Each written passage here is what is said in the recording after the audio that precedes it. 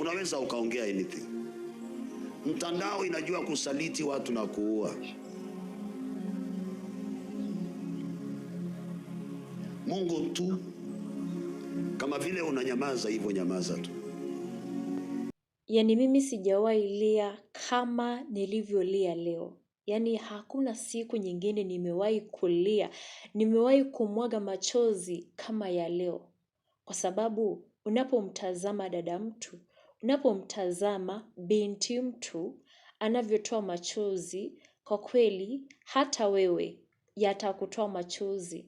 Machozi yake yatakutoa machozi yako. Ndiyo. Yaani mimi nimemtazama Martha Mwaipaja akilia, nikakumbuka kitu. Jamani, inawezekana watu wanapitia vipindi vigumu hapa nje. Yawezekana sisi tunahukumu watu tusio wajua wanapitia nini. Inawezekana tunahukumu watu ambao wanapigana na majanga makubwa makubwa ambayo sisi tunafaa tuwasaidie, lakini hatuwasaidii. Kazi yetu ni kuwasema tu. Inawezekana tunapambana na watu ambao labda wameng'ang'ana sana kutoka kwa hali fulani, lakini wameshindwa kutoka pale. Msaada wa kutoka pale umewashinda. Maana wakiangalia kushoto, kulia, kaskazini, kusini, ni judgment tu. Yaani wakiangalia pande zote wanaona hukumu tu, ile hukumu dunia inawapa. Hicho ndicho tumemfanyia Martha Mwaipaja. Yaani tumempa hukumu, tumemhukumu. Tulipaswa tumuombee jamani. Tulipaswa tumuombee. Lakini watu wengi, sehemu kubwa ya watu walimhukumu pasipo hata kujua anapitia nini, anapigana na nini. Ni nini haswa kinamfanya labda awe kwa ile situation ambayo sisi tunamuona, ambayo sisi tunadai atoke pale, ambayo sisi tunamkemea, lakini kwake yeye hajui hata jinsi ya kutoka pale labda. Ama yawezekana zile hukumu zote si za kweli, kwa sababu anayejua ni Mungu aliye mbinguni na yeye mwenyewe. So ukiona mtu analia kwa namna ile, inakuambia mambo mengi sana.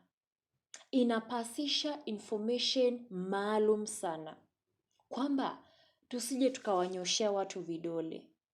Wakati mwingine watu wanaweza kuwa wanahitaji tu maombi yetu.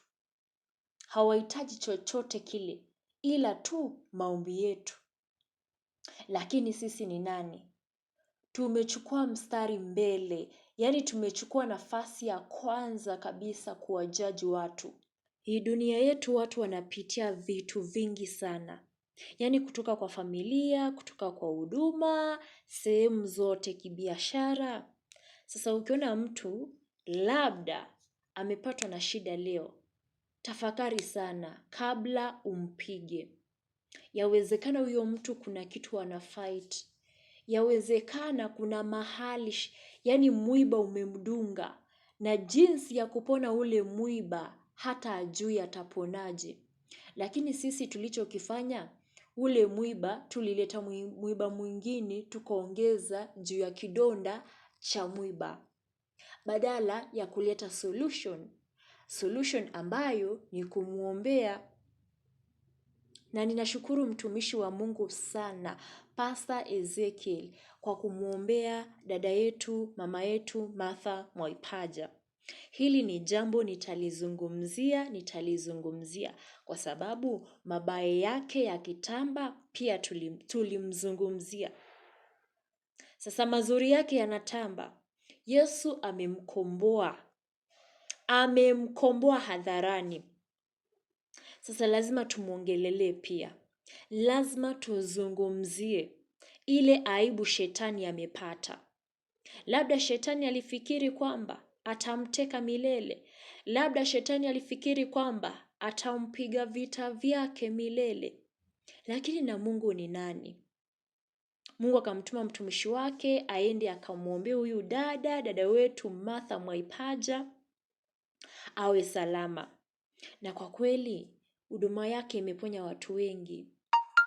Nyimbo zake zimevusha watu wengi. Yaani leo hata ukatae vipi, nyimbo zake zimevusha watu wengi. Nyimbo zake zimefariji watu wengi. Mimi nikiwemo pale. Mimi nimefarijika. Nakumbuka kipindi fulani nilikuwa napitia wakati mgumu sana. Yaani hata kuona mbele. Yaani si kuona mbele kabisa. Yaani mbele yangu haikuwa inaonekana kabisa. Na nikaketi chini nikauweka wimbo wako unaosema naiona kesho. Japo leo, labda leo ninalia, inawezekana kabisa. Hata haiwezekani kwa huo wakati nilikuwa ninalia kwa ukweli kabisa. Sasa nikasema ndiyo leo ninalia, labda kesho yangu ni kesho kubwa. Ninaamini kabisa kesho ni kesho ya matarajio, kesho ya mafanikio, kesho nitafutwa machozi. Yawezekana leo sina matumaini, lakini kuna kesho yangu ya matumaini, na huo wimbo ulinivusha season fulani. Ndio maana nimefurahia na hizi habari.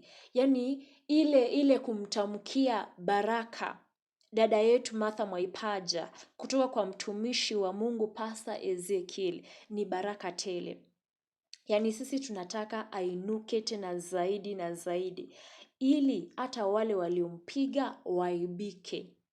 Yaani shetani asipate nafasi tena. Niliwaambia hakuna mtu aliyekamilika. Sasa kabla unyoshe mtu kidole, wewe make sure umekamilika.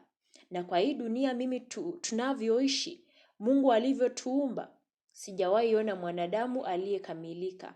Na pia nichukue nafasi hii kumpongeza mama yetu Rose Muhando. Umesimama na Martha Mwaipaja. Yaani hata wewe kumfariji, wewe kusema tumuombee dada yetu, ni kuonyesha ishara ya upendo. Yaani unampenda sana na hukuwahi tamani apotee.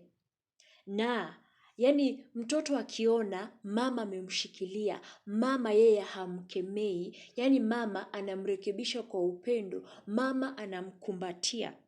Jamani, mtoto anapona.